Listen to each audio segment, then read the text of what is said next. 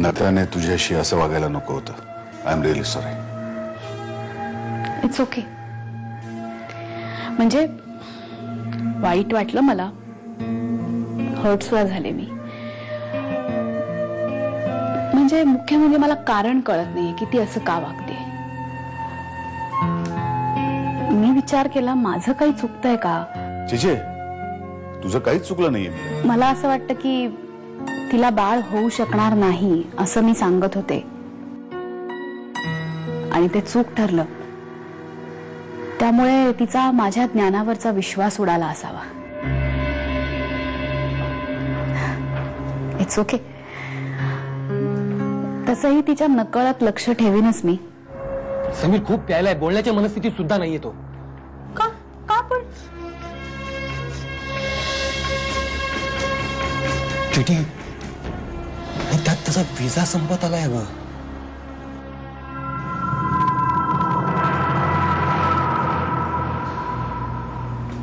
मला सांग, तुझा अभ्यास कोण घेत रे, आई की बाबा? हा, पण बाबा तर शूटिंग मध्ये असतील ना, त्यांना वेळच नसेल.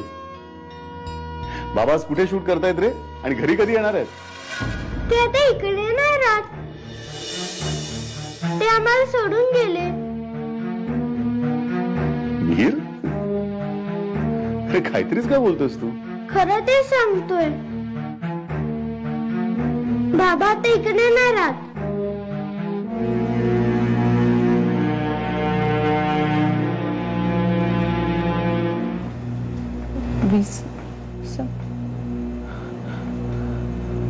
टोन्या, त्याचा विजा संपला आणि तो इथे आला आणि त्याने आशूला या अवस्थेत पाहिलं तर? तू आम्हाला इतकं परक समजतेस? तसं नाही दादा. एकतर हे सगळं अजून तसं ताजच आहे आणि तुम्हाला कुणालाही हे सांगण्याआधी मला स्वतःला यातून सावरायला थोडा वेळ हवा होता. शिवाय आमच्यातलं नातं अशा कारणामुळे आणि अशा पद्धतीने तुटलंय ना की तो तडा आता कोणीच नाही सांधू शकणार. समोरचं कुठलंच चित्र स्पष्ट दिसत नाहीये.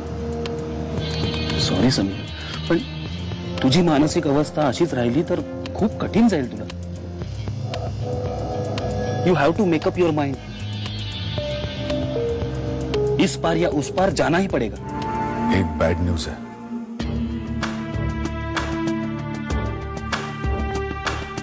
अरे बोल ना चटका, काय झालं?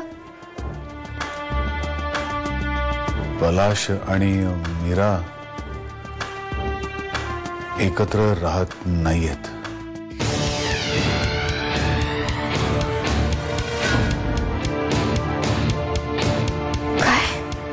काही पेपर्स राहिले होते, स्क्रिप्ट राहिली होती, ती न्यायला आलोय.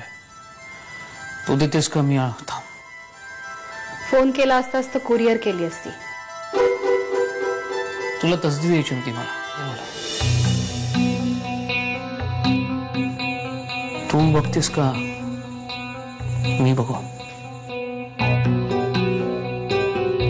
थँक्यू.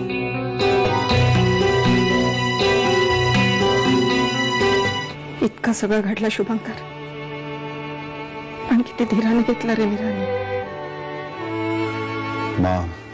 मला खूप अस्वस्थ वाटतंय शुभंकर.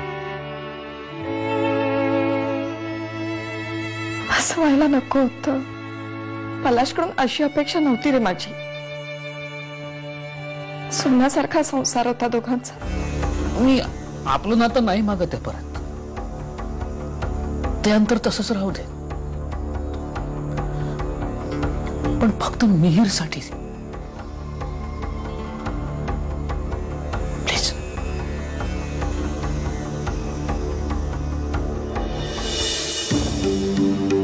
हे असं खोटं जगणं मला नाही जमणार पलाश. आणि मिहीरला सुद्धा योग्य वेळी सत्याला सामोरं जावंच लागेल.